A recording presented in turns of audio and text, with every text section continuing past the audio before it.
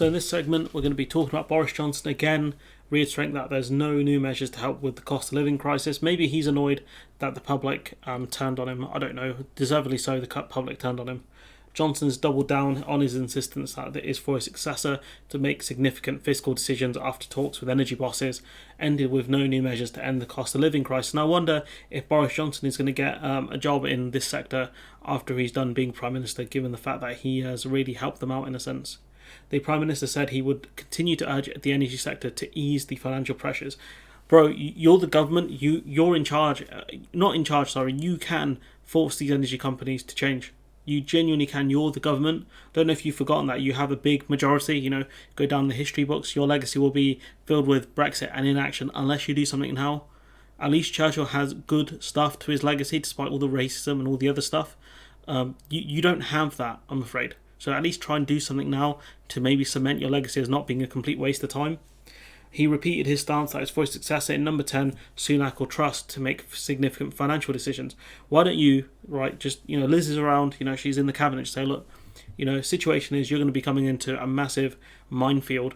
Do you want to do anything about the potential mines you may step on in the next few months to 2 years?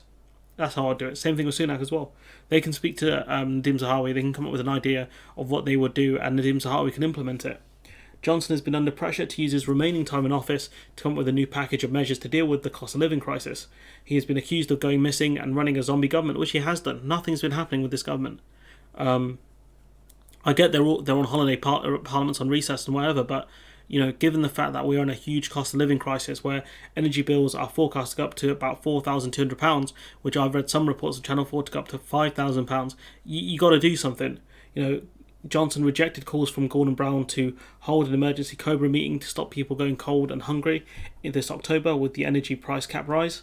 Johnson's spokesperson said by convention it's not for this Prime Minister to make major fiscal interventions. Again, who cares about conventions? Johnson doesn't. Conventions, who cares? Genuinely. The conventions can be broken. He's broken several of them. He's lied in the House of Commons consistently. What, do you not care about those conventions then? Why do they matter now? He said there is already a package of support in place, including £400 energy bill discount. Let's see, £400, £4,200. It's not going to make a dent, especially when the cost of living crisis is such that everything's going up in price. That £400 is getting swallowed. It might not even make to the energy bills. The Treasury said the Chancellor Zahawi and the energy firms agreed to work closely together. I mean, no, you can't.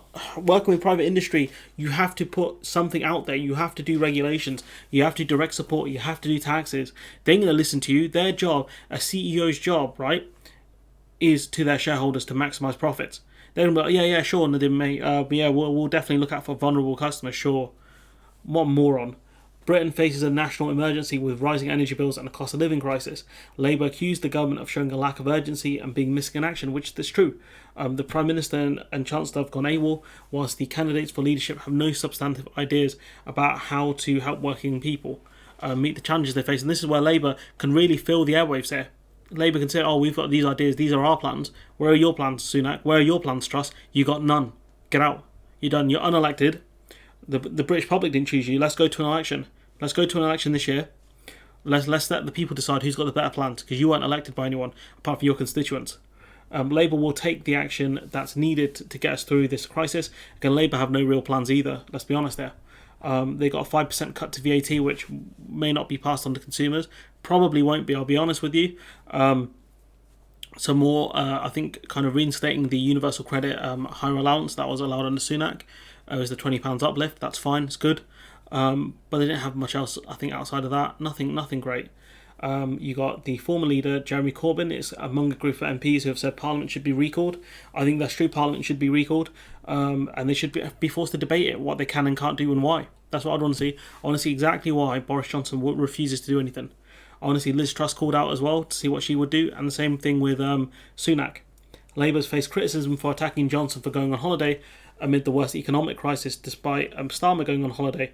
And I'm not against people being on holiday, but during a national crisis, the least you can do is be on video calls. The least you can do is at least talk to people. You don't have to be at work all day, but there are things you can do. There are measures you can take to actually do your job whilst you're away. A front bencher denied Gordon Brown was leading the party in Keir's absence, which it genuinely feels like. Labour has already called for ministers to scrap what they call a loophole with the windfall tax. That's again a decent policy.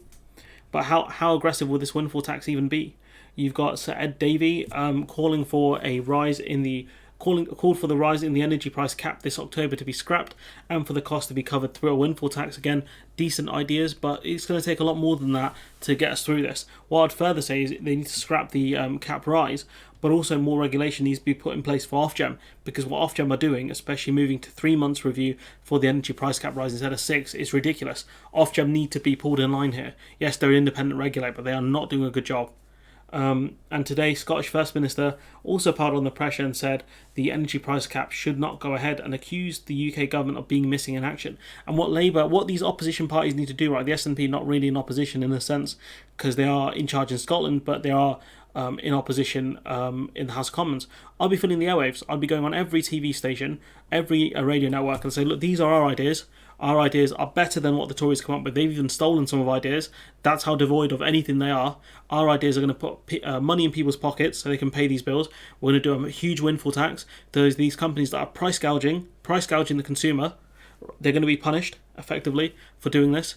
And I would genuinely, I would say, if this continues, if these energy generators keep doing this, we're going to look at potentially nationalisation. I'll float that word out there. I won't say it's going to happen. I'll say, look, potentially, if they keep doing this, because it's unsustainable. It's unsustainable. They've made 5x profit, some of these companies. A windfall tax has to be dropped on them, because then they are price gouging the consumer. That's what I would do.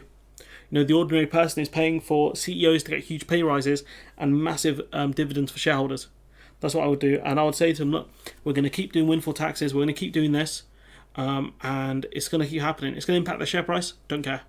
Maybe there's a legal question in there, I don't know, but that's what I'd be saying. I'll be doing as much as I can to really put pressure on them. But again, that's just me. That's what Labour have to do. That's what the SNP have to do. That's what Lib Dems have to do. They have to go on every media opportunity they get and say, these are our ideas. The Tory party, where theirs, they got none, they stole ours. It shows you how devoid they are, how stupid they are, and the fact that they shouldn't be in charge anymore. So, the next Tory leader, the next Prime Minister will be unelected. Let's go to the polls this year. Boris Johnson won the mandate, back in 2019. You didn't. Let's go. Let's see what you're made of. That's what I'd be doing. That's exactly what I'd be doing if I was in Labour. I'd say, look, Sunak, you didn't win. Trust you didn't win. Let's go to polls. Let's see what people say. Let's go to an election. Unless you're scared, because you're unelected. Those unelected bureaucrats you talked about in the EU, you're one of them now. Because no one chose you to be Prime Minister apart from the membership. But anyways, I've got a risk of causing myself a major meltdown. Let me know what you think in the comments below. Like, comment, share, subscribe. Support the channel on Patreon if you can. And hopefully I'll see you in the next one.